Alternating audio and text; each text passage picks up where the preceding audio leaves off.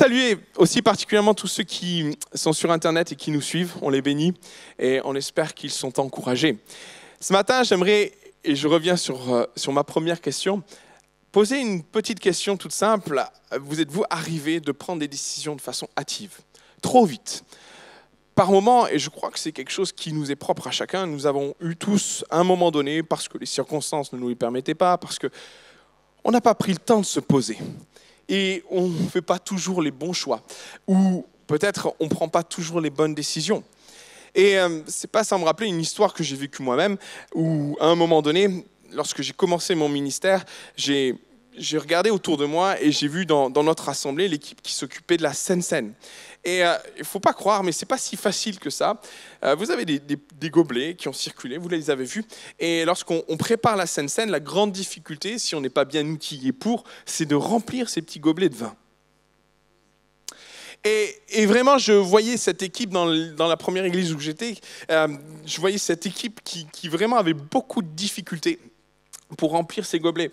Et je me suis dit, faire quelque chose. Alors je suis allé les voir, je leur ai dit, écoutez, moi je vous propose mon aide, je vais essayer de trouver une solution pour que vous puissiez remplir vos gobelets facilement pour que ça ne déborde pas, parce qu'ils avaient une espèce de bouteille, et puis quand ils versaient, ça allait de partout, et puis ils devaient passer derrière avec un chiffon pour nettoyer le plateau. Bref, c'était compliqué. Et je me suis dit, je leur ai demandé, est-ce que je peux vous aider? Est-ce que je peux trouver une solution? Ils m'ont dit, oh volontiers Pierre, c'est tellement galère, tellement difficile, trouve-nous une solution.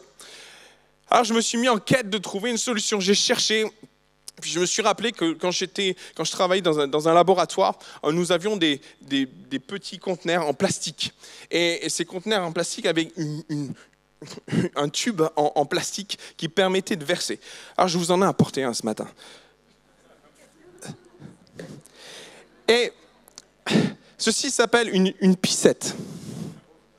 Et vraiment, j'étais content d'avoir trouvé cette solution, parce qu'en fin de compte, quand on utilise cet appareil, on remet le vin dedans et puis on peut remplir facilement les gobelets.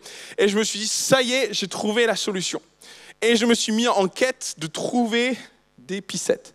J'ai trouvé un fournisseur, je vais sur Internet, je m'inscris, je remplis la facture, et à un moment donné, il me demande quelle quantité voulez-vous. Je me dis, bon, peut-être une église en aura, une autre église pourrait en avoir besoin.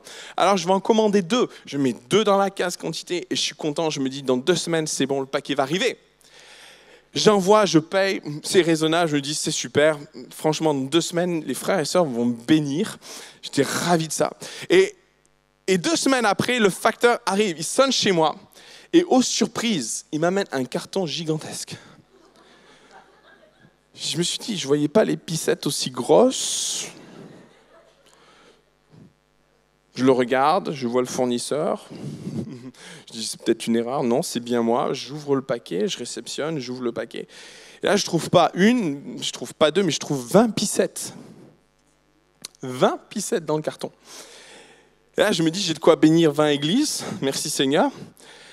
Mais je me suis surtout dit, mais comment je vais faire pour me débarrasser de 20 pissettes? Ça tient de la place. Hein, je vous laisse imaginer le truc. Et je me dis que malgré tout, bon, j'ai quand même bénir mon église. J'arrive le dimanche matin avec ma pissette et je l'apporte à l'équipe de Seine-Seine. Je leur dis, voilà l'outil, c'est fantastique, vous allez voir, ça va fonctionner de tonnerre. Ils récupèrent l'outil, ils me remercient, puis je les vois commencer, ils remplissent, et puis je pars parce que j'étais en train de faire autre chose, je les laisse faire. Puis au bout de 2 cultes, je vais les voir, et puis je les revois avec leur ancienne bouteille. Et je leur dis, mais qu'est-ce qui s'est passé? Ça va pas, ça fonctionne pas bien. Ils m'ont dit, Pierre, c'est pas ce qu'on attend, en tout cas ça marche pas bien. Alors j'étais très déçu. Mais mais au fond de moi, je me suis dit, mais maintenant, et finalement ça ne me convient pas, alors comment je vais me faire pour me débarrasser de ces 20 pissettes?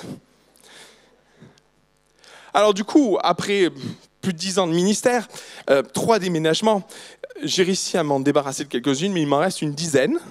Donc, si quelqu'un en veut, c'est très utile, une pissette. Hein. Je donne ça vraiment avec joie pour celui qui veut les récupérer. On a tous besoin d'une pissette chez soi.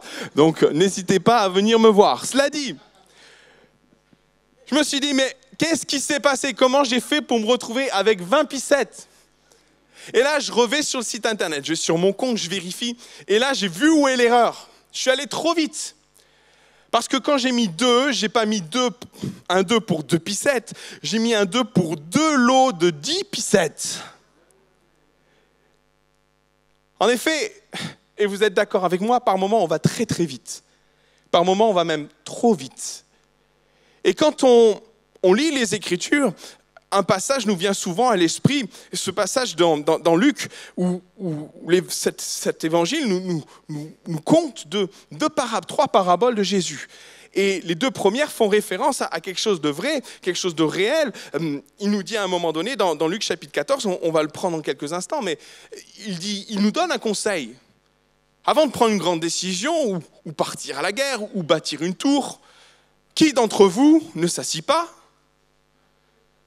compte, afin de voir s'il peut.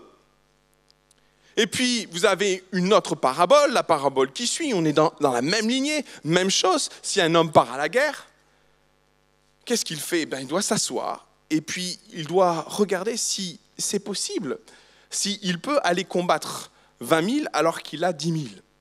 Alors ce texte, nous le trouvons dans l'évangile de Luc, on va le prendre ensemble.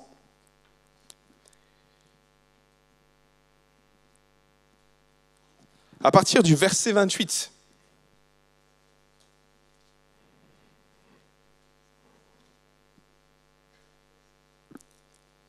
Luc, chapitre 14, verset 28. « Car lequel de vous, s'il veut bâtir une tour, ne s'assied d'abord pour calculer la dépense et voir s'il a de quoi la terminer, de peur qu'après avoir posé les fondements, il ne puisse l'achever et que tous ceux qui le verront se mettent à le railler. » En disant, cet homme a commencé à bâtir et il n'a pu achever. Verset 31, « Ou quel roi, s'il va à la guerre, un autre roi ne s'assit d'abord pour examiner s'il peut, avec 10 000 hommes, marcher à la rencontre de celui qui vient l'attaquer avec 20 000. S'il ne peut pas, tandis que cet autre roi est encore loin, il lui envoie une ambassade pour demander la paix. Ainsi donc, quiconque d'entre vous ne renonce pas à tout ce qu'il possède ne peut être mon disciple. » Verset 34, « Le sel est une bonne chose, mais si le sel perd sa saveur, avec quoi assaisonnera-t-on ? Il n'est bon ni pour la terre, ni pour le fumier, on le jette dehors, que celui qui a des oreilles pour entendre, entende. » Vous l'avez vu comme moi, ce passage de Jésus fait référence à 3 paraboles.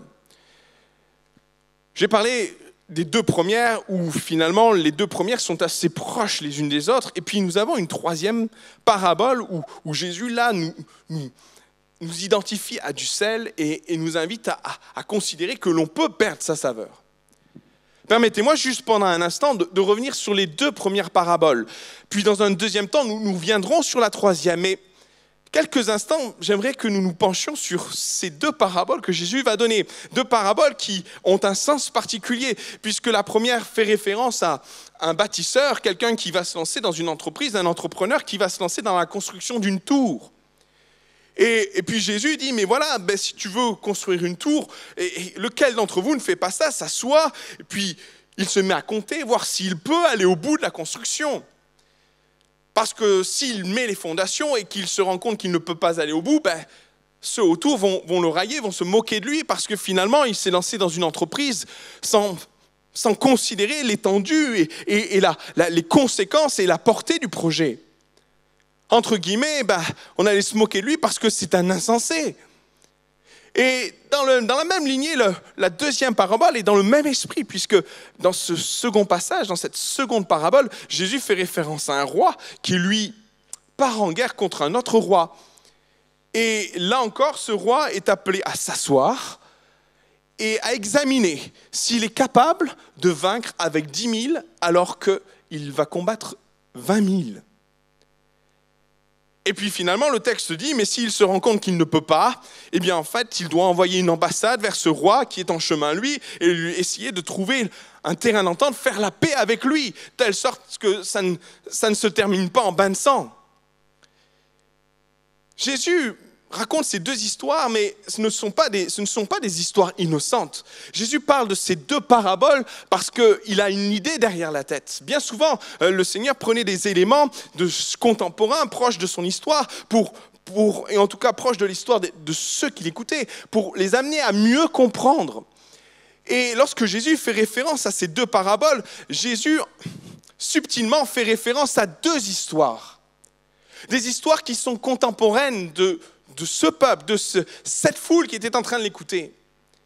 Alors la première histoire, elle est très simple. Elle fait référence à un constructeur, à un entrepreneur romain qui est devenu tristement célèbre parce qu'il a construit un amphithéâtre. Et il est devenu tristement célèbre parce qu'à l'époque de Jésus, je crois que c'est en 24 après la naissance de Jésus, cet amphithéâtre qu'il a bâti s'est effondré lorsque 50 000 personnes y sont rentrées. Et l'histoire raconte que cet amphithéâtre était connu parce qu'il y avait des malfaçons partout, parce que l'entrepreneur avait utilisé des mauvais matériaux et que finalement tout le monde savait que cet amphithéâtre était fragile. Et le jour où 50 000 personnes sont rentrées dedans, 20 000 en sont mortes parce que l'amphithéâtre s'est effondré sur eux.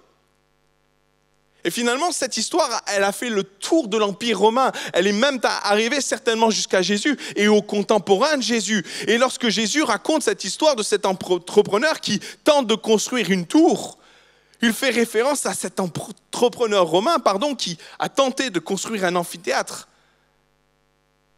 mais qui n'a pas bien fait son travail. Et l'histoire raconte que cet entrepreneur a fini banni du royaume, a fini banni de l'Empire avec un blâme sur sa vie et sur lui. La honte était tombée sur lui parce qu'il y avait malfaçon et qu'il avait mal fait le travail. La deuxième histoire, ou la deuxième parabole que Jésus nous raconte, finalement, est une histoire qui est plus proche de lui. Puisque Jésus, quelque part, et c'est ce que beaucoup de commentaires pensent ou font référence, pensent que Jésus fait référence à Hérode. Hérode qui, à un moment donné dans sa vie, va désirer changer d'épouse. Et il va répudier sa première épouse pour se marier avec Hérodias. Hérodias qui va demander la tête de Jean-Baptiste dans les évangiles que nous connaissons. Et parce qu'Hérode va, sur un coup de folie, se débarrasser, entre guillemets, de son épouse précédente, le roi, le père de cette ancienne ou de la première épouse d'Hérode, va faire la guerre à Hérode. Parce que c'était vécu comme un déshonneur. Et le roi va lancer ses troupes à l'attaque d'Hérode. Et Hérode va faire de même. Seulement Hérode, lui, part avec des troupes moindres. N'a pas calculé les choses, n'a pas réalisé les enjeux, ou en tout cas les catastrophes que ça allait produire. Et il envoie son armée combattre celle de son ex-beau-père. Et l'histoire raconte que Hérode va subir une terrible défaite et que des milliers d'hommes vont mourir.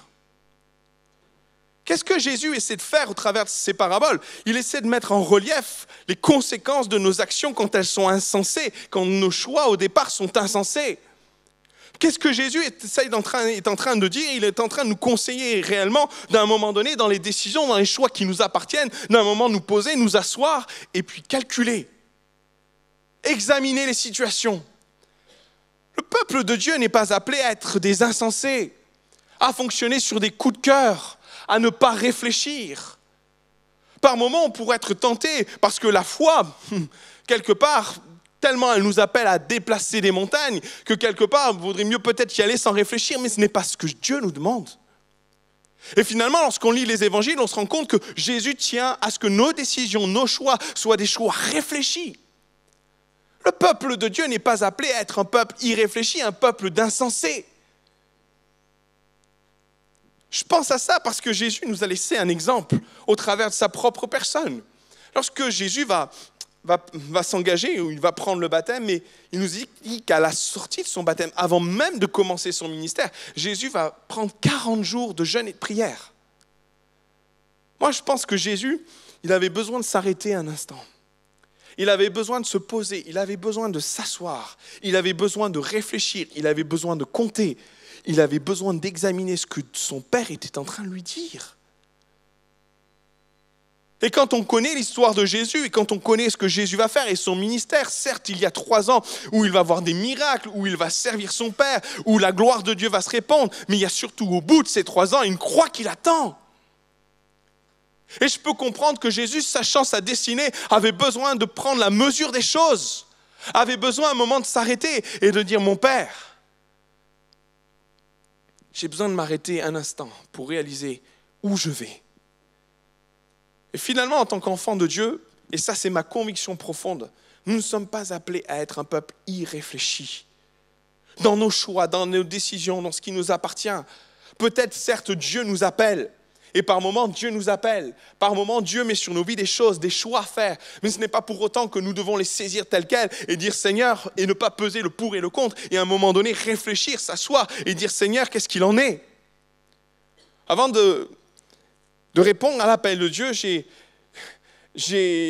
vécu une période un peu particulière. J'ai reçu l'appel lorsque j'étais en licence et c'était vraiment fort sur mon cœur. Et à la fin de ma licence, j'avais deux choix, soit je poursuivais mes études, ou soit je partais directement dans ma formation biblique en Angleterre. Et ce qui s'est passé, c'est que je me suis dit au fond de moi, j'ai besoin d'asseoir certaines choses par rapport à ma décision. Certes, il y a cette perspective, il y a un appel sur ma vie. Et donc j'ai pris une année, j'ai fait ma maîtrise, et à la sortie de ma maîtrise, je suis parti en Angleterre faire ma formation biblique. Et pendant cette année-là, je me suis posé des questions. Je me suis dit, Seigneur, où je vais, où tu m'amènes, quels sont les objectifs? Et finalement, au bout de tout cela, j'en suis sorti grandi et fortifié par rapport à ma décision. Maintenant, et en effet, Dieu nous appelle à réfléchir quant à nos décisions, à peser le pour et le contre, à s'asseoir, comme il est dit dans les Écritures, à calculer, à examiner les situations. Qu'en est-il de ce conseil quand il fait face au défi de la foi? Je pose cette question parce qu'elle est importante, parce que notre foi, notre vie, ou ce que Dieu nous amène à vivre par moment, nous dépasse de loin. Je pose cette question parce que Dieu ne nous appelle pas à une tranquillité ou à un repos. Dieu nous appelle à vivre des choses glorieuses. Qu'en est-il si à un moment donné, Dieu nous appelait, par exemple, à combattre des Goliaths? Et je me suis mis à la place de David et je me suis dit, bon, Seigneur, pesons le pour et le contre. Asseyons-nous, réfléchissons, voyons le pour et le contre. Et je me suis mis aussi à la place de Moïse qui est en face de la mer Rouge. Et là encore, je me suis dit, Seigneur, quel défi! Je vais m'asseoir, je vais réfléchir et examiner ma situation. Et puis on pourrait prendre l'exemple de Gédéon, avec ses 300 qui va combattre la multitude de Madian. Seigneur, réfléchissons, comptons. 300, des myriades, ouh! Et vous savez, face à ça, et face à ces décisions, ces choix qui sont les nôtres, et par rapport au conseil de Jésus, je me suis dit, mais Seigneur, qu'est-ce que je fais? Qu'est-ce que je fais quand les défis qui sont devant moi me dépassent de loin? Qu'est-ce que je fais quand l'armée est tellement grande, quand la montagne est tellement grande, immense? Qu'est-ce que je fais? Parce que tu m'as donné 2 paraboles, tu m'as donné 2 versets qui m'amènent à réfléchir, à poser le pour et le contre en me disant, est-ce que je peux? Et finalement, je me suis mis à la place de Moïse en face de la mer Rouge. Est-ce que je peux?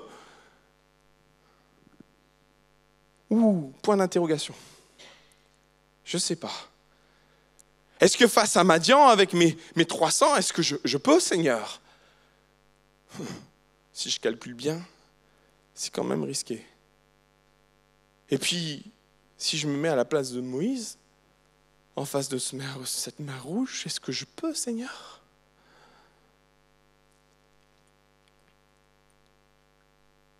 Dans ces 2 paraboles, Jésus dit 2 choses très vraies. Il dit, si tu ne peux pas, abandonne. Abandonne de peur de devenir la risée en ce qui concerne cet entrepreneur qui doit bâtir cette tour. Et puis quant à l'autre, Jésus va dire, mais à ce roi qui est insensé, mais s'il se rend compte qu'il est en faiblesse ou qu'il ne peut pas affronter cet adversaire, qu'il envoie une ambassade et qu'il aille faire la paix avec son ennemi. Est-ce que c'est ce que je dois faire, Seigneur, face à mes impossibilités? Est-ce que c'est là ce que tu m'appelles à vivre, en me posant et en réfléchissant? Est-ce que c'est ce que tu m'appelles à vivre? Est-ce que c'est ce que tu m'appelles de faire lorsque les choses me dépassent de loin? Est-ce que je dois abandonner? Ou est-ce que quelque part, Seigneur, comme pour ce roi, est-ce que je dois faire la paix avec l'adversaire? Et quand j'ai lu ça, ça tiltait dans mon cœur. Il y a comme un cri qui a émergé en moi. Je ne peux pas faire la paix avec l'adversaire de mon âme. Où vous avez vu ça dans les Écritures, qu'il faut faire la paix avec l'ennemi de notre âme? Dieu ne nous appelle pas à baisser les armes. Dieu ne nous appelle pas à faire la paix avec l'ennemi. Alors Seigneur, où tu veux me conduire? Qu'est-ce que je dois comprendre lorsque je dois m'asseoir, lorsque je dois peser le pour et le contre, lorsque je dois calculer, examiner les situations pour savoir si je peux? Alors quand j'ai posé les choses et que je les ai mises devant moi, en effet, je me suis assis, j'ai mis les points devant moi, j'ai examiné. Et puis il y a une chose qui m'est parue évidente. C'est que par moi-même, en effet, je ne peux pas. Moi, je ne peux pas. Mais lui peut. Lui peut. Et vous savez, c'est là que la troisième parabole a son sens. Parce que si nous avons lu les deux premières, on pourrait s'étonner, mais qu'est-ce que vient faire cette troisième parabole? Parce que les trois sont liées. Et je vais vous dire en quoi elles sont liées. Parce qu'elles ont toutes les trois un point commun. C'est que chaque situation révèle un manque. Lorsque vous prenez l'entrepreneur qui doit construire sa tour, est-ce qu'il peut? Non, il ne peut pas. Pourquoi? Parce qu'il n'a pas les moyens. Lorsque vous prenez le roi qui doit partir en campagne pour combattre cet autre roi, le problème qu'il a, c'est qu'il est en sous-nombre, en sous-effectif. Il ne peut pas parce qu'il n'a pas les moyens, lui non plus. Quand on scelle, le sel est bon, mais si le sel perd sa saveur, l'entrepreneur n'a pas de moyens. Le roi n'a pas assez de force et le sel, il a perdu sa saveur. Les trois paraboles ont un point commun. Il y a un manque quelque part. Il y a un manque quelque part. Il manque quelque chose à l'histoire. Il y a quelque chose qui fait qu'à un moment donné, on ne peut pas aller au bout. Et finalement, lorsqu'on regarde les choses sous cet aspect-là, on réalise que ce que Dieu veut nous montrer au travers de ces paraboles, c'est que dans nos vies, par moments, on a la volonté de bâtir une tour qui honore Dieu, qui glorifie Dieu par notre témoignage, par notre vie. Mais vous savez quoi, par moments, on n'arrive pas au bout parce qu'il manque quelque chose dans nos vies. Par moments, on est en face de milliers d'adversaires qui sont innombrables. Et puis là, on se positionne et on dit, Seigneur, mais si tu es avec moi, qui sera contre moi? Et finalement, au bout du compte, on réalise une grande vérité, c'est qu'on ne peut pas parce qu'il nous manque quelque chose. Et finalement, vous savez ce qu'on est amené à faire par moments dans nos vies spirituelles? On est amené à faire la paix avec l'adversaire, mais c'est tragique. Parce que dans nos vies, il manque quelque chose, parce qu'il manque un élément crucial qui fait qu'on n'est plus et on ne peut plus être appelé sel. Parce que si le sel perd sa saveur, avec quoi va-t-on saler? Le sel n'est plus bon qu'à être jeté, il n'est plus utile. Dans nos vies spirituelles, par moments, on vit cette situation-là où on est appelé et censé être appelé sel, mais il manque ce qui est essentiel. Et c'est ça, et c'est ce que ces trois paraboles essaient de nous montrer, c'est ce que ces trois paraboles essaient de nous conduire à réaliser. Lorsque Jésus nous dit de nous poser, de nous asseoir, de réfléchir, de réaliser, de calculer, il ne nous amène pas à abdiquer au travers de ça, à réaliser nos manquements ou nos incapacités, mais il est en train de révéler que dans nos vies, il y a des manques. Il nous demande de réfléchir, de compter et de réaliser qu'à un moment donné, il y a quelque chose qui ne va pas. On est un sel, mais on n'a pas de saveur. On est un entrepreneur, mais on n'a pas les moyens de bâtir la tour. On est un roi qui veut faire la guerre, mais qui ne peut pas la faire. Parce que dans nos cœurs, dans nos vies, par moments, il y a des manques qui font qu'on n'avance pas. Alors on voudrait construire la tour, mais on ne peut pas. Alors on voudrait vaincre les géants, mais on ne peut pas. On voudrait être le sel de la terre, mais on a perdu la saveur. Qu'est-ce que je veux dire par là? Où Dieu veut nous conduire par là? Où le Saint-Esprit est en train de nous conduire ce matin? C'est qu'au travers de cette simple réflexion, à un moment donné, on s'assoit, on compte. Dieu veut nous amener à réaliser, non pas que nous ne pouvons pas, nous savons que nous ne pouvons pas. Jésus va le dire, sans moi, vous ne pouvez rien faire. Mais à côté de ça, il y a une chose que Dieu veut nous amener à réaliser, c'est que face à nos impossibilités, lui a la solution, lui a la clé, lui a ce qui nous manque pour faire tomber les géants, lui a ce qui nous manque pour bâtir cette tour qui honore Dieu. Il a ce qui nous manque pour devenir ce sel qui est une saveur. Seigneur, ne nous amène pas à nous asseoir et à réfléchir sur notre condition pour finir par abdiquer. Et cet après-midi, je ne suis pas là pour te dire face à ta situation que tu ferais mieux d'abandonner, que tu ferais mieux de dire « Oh, laissons tomber, arrêtons de nous battre, faisons la paix avec l'adversaire. » Je ne peux pas te dire ça. Par contre, ce que Jésus essaie de nous dire ce matin, essaie de nous faire comprendre, c'est qu'il est la clé, qu'il a la solution à ce qui nous manque pour vaincre les géants, pour voir les armées tomber, pour construire une tour qui l'honore et qui le glorifie. Il y a une chose qui est vraie et qui est magnifique. Et je vais terminer par ce texte magnifique des Écritures, Actes chapitre 4. Permettez-moi de resituer le contexte, permettez-moi de resituer cette histoire, ou en tout cas d'extraire ce texte du contexte. Parce que dans Actes chapitre 4, les apôtres commencent leur ministère. Et il y a un ministère de puissance qui est associé à leur ministère. Ils vont guérir et ça va quelque part leur retomber dessus. Le Saïdrin va s'en mêler. Et le Saïdrin a peur de cette nouvelle approche, a peur de ce que cette religion est en train de faire, de ce que le christianisme est en train de se répandre. Alors, il convoque les disciples, il les arrête, et puis dans le Saïdrin, il commence à les intimider, il commence à leur faire peur, il commence à les interpeller, à les menacer, c'est ce que disent les Écritures. Et alors que les disciples sont là et qu'ils entendent toutes ces paroles, moi je peux me mettre à leur place parce qu'on est en train de comparer deux choses qui ne sont pas comparables. On est en train de comparer le pot de fer et le pot de terre. On a 12 disciples qui n'ont pas d'armes, qui n'ont rien, et on a le Saïdrin avec les gardes, avec cette foule d'extrémistes capables de tuer pour préserver la loi.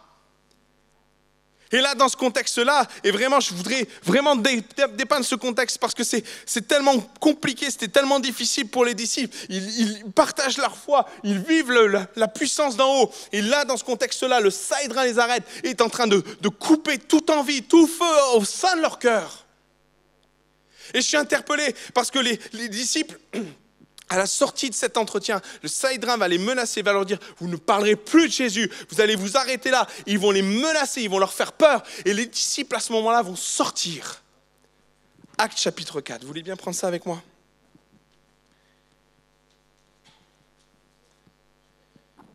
Vive les petites Bibles.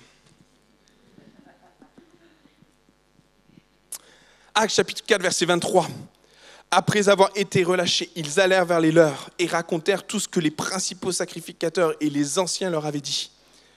Lorsqu'ils eurent entendu, ils élevèrent la voix à Dieu, tous ensemble, et dirent « Seigneur, toi qui as fait le ciel et la terre, la mer et tout ce qui s'y trouve, c'est toi qui as dit par ton Saint-Esprit, par la bouche de notre Père, ton serviteur David.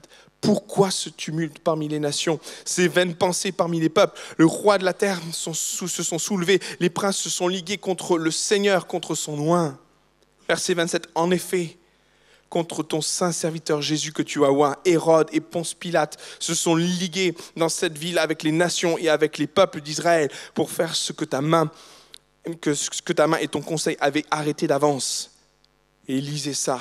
« Et maintenant, Seigneur, vois les menaces et donne à tes serviteurs d'annoncer ta parole avec une pleine assurance, en étendant ta main pour qu'il se fasse des guérisons, des miracles et des prodiges pour que le nom de ton saint serviteur Jésus, quand ils eurent prié, le lieu où ils étaient assemblés trembla.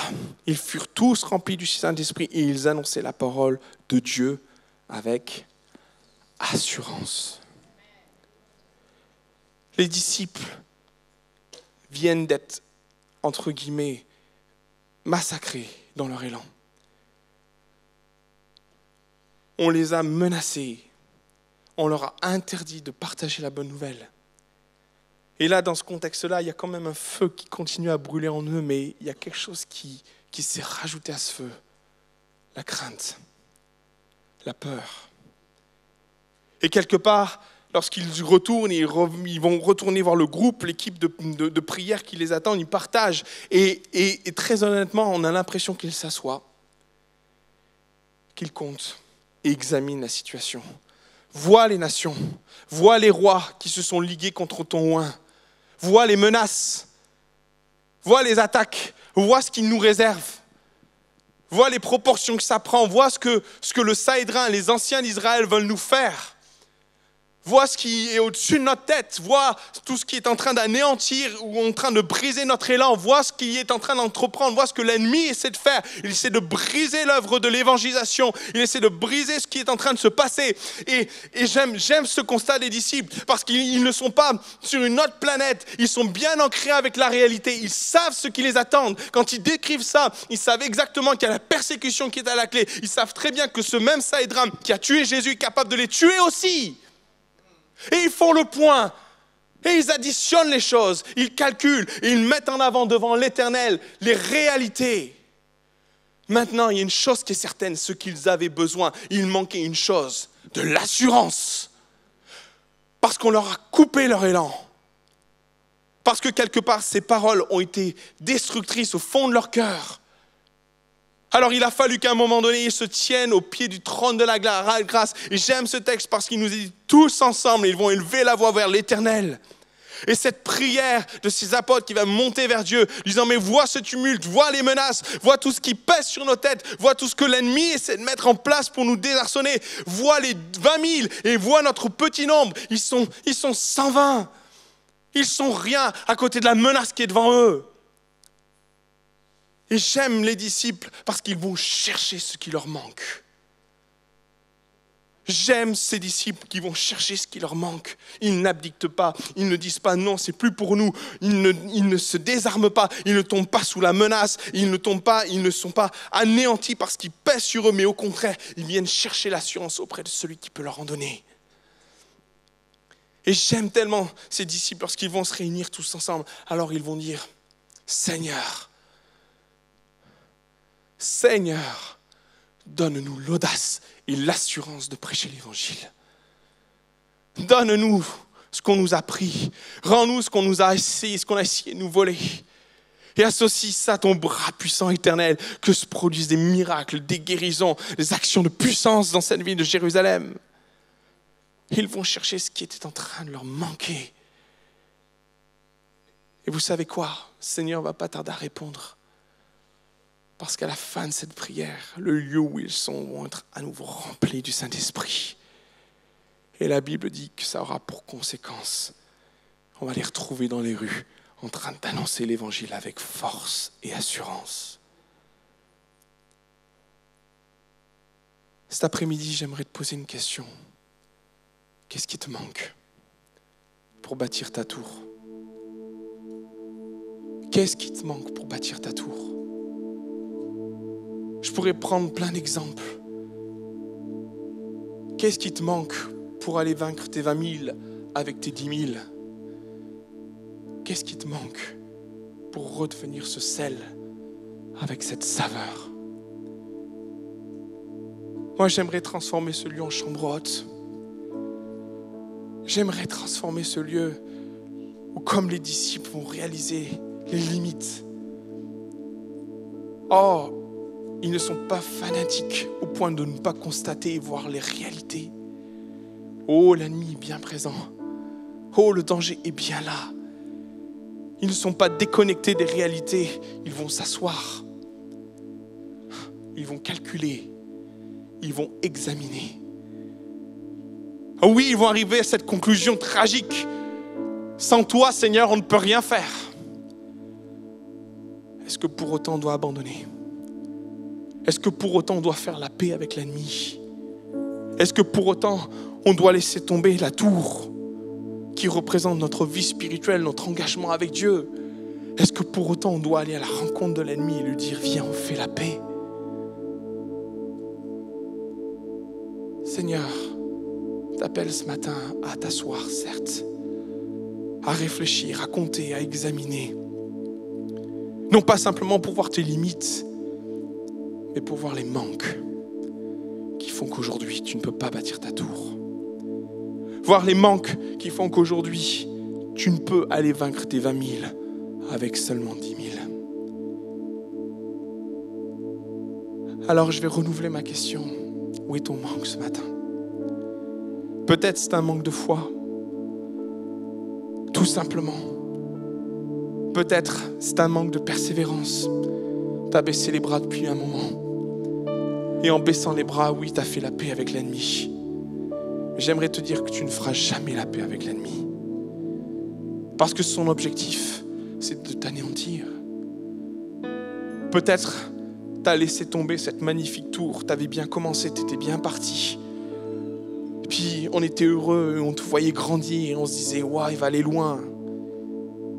Et puis en réalisant le coût, en réalisant les besoins, en réalisant quoi ça t'engageait, t'as manqué de courage, t'as manqué peut-être de volonté. Peut-être ce matin, ce qui te manque, c'est peut-être aussi une bonne portion du Saint-Esprit. C'est peut-être aussi comme ces disciples dans Actes chapitre 4 qui ont eu besoin d'être renouvelés par les choses d'en haut, par la puissance d'en haut qui descend, qui vivifie, qui renouvelle. Que te manque-t-il ce matin pour finir ta tour? Que te manque-t-il pour vaincre ton ennemi, vaincre tes géants? Que te manque-t-il pour voir ta mer rouge se partager? Que te manque-t-il avec tes 300 pour vaincre ces myriades? Que te manque-t-il? Que te manque-t-il? Peut-être de l'assurance. Alors ce matin, comme les disciples, on va s'approcher du trône de la grâce. Comme les disciples, nous allons venir humblement près de toi, Seigneur. Nous tenir à genoux, élever des supplications en disant « Vois ce tumulte. Vois ces ennemis qui sont tellement nombreux. Vois ces montagnes impossibles à déplacer. Vois, Seigneur. Vois mes incapacités. Vois mon manque. Vois mon manque de consécration. Vois mon manque de sainteté. Vois ce qui m'empêche aujourd'hui de bâtir la tour qui va t'honorer. Vois ce qui m'amène ce matin à dire « Seigneur, sans toi, je ne puis. » Peut-être tu es venu déjà dans ton esprit en déposant les armes et en disant « Je vais abandonner. Je vais en rester là. Je vais faire la paix avec l'adversaire de mon âme. » Mais comment tu peux dire une chose pareille? Où tu vas? Arrête-toi. Viens au trône de la grâce. Viens demander ce qui te manque. Viens réclamer ce qui te manque. Viens supplier ce qui te manque. Et laisse Dieu t'envahir. Laisse sa bonté remplir ton cœur. Laisse-le pourvoir à ce qui te manque. Laisse-le te montrer qu'il est avec toi. Laisse-le te montrer qu'avec lui, qui peut être contre vous? On va baisser nos têtes quelques instants, s'il vous plaît. Jésus.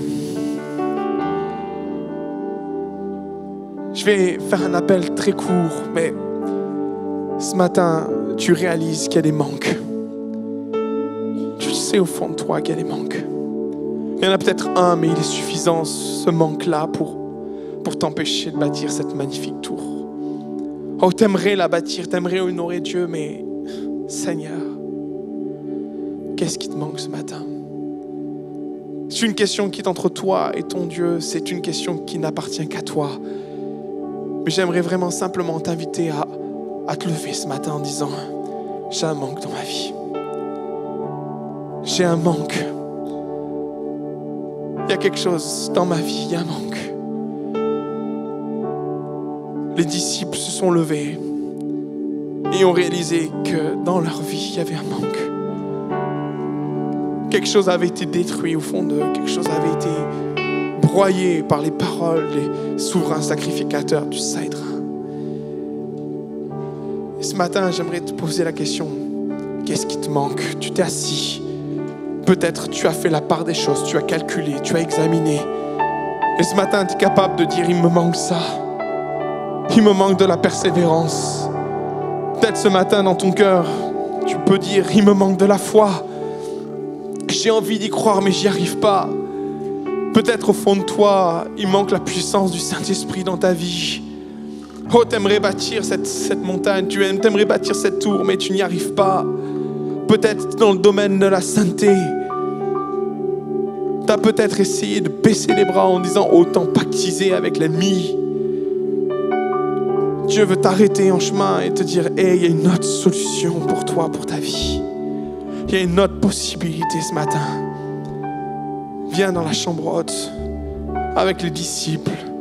Viens comme dans Acte 4, vivre une nouvelle effusion du Saint-Esprit. Viens comme dans Acte 4, saisir ce qu'il te manque. Peut-être c'est de l'assurance, il y a de la timidité, c'est maladif et tu voudrais louer Dieu, tu voudrais devenir cette tour, non pas qui veut être vu, mais qui s'exprime, qui loue le Seigneur. Que Dieu te donne l'assurance, mon frère, ma sœur. Deviens la tour que Dieu t'appelle à être. Deviens ce roi qui vient combattre et va combattre avec 10 000 hommes, c'est 20 000. Deviens ce sel qui retrouve sa saveur ce matin. Seigneur Jésus, tu vois toutes ces personnes qui se sont levées. Tu vois tous ces cœurs qui sont là, disant simplement, Seigneur, Seigneur, je veux plus être ce sel sans saveur. Je veux pas être ce roi qui part au combat sans réaliser que l'adversaire est trop grand et qui abdique en chemin. Je veux pas être non plus cet entrepreneur qui, avant même de commencer le chantier, se dit je ne peux pas et qui laisse tomber. Seigneur, on veut pas.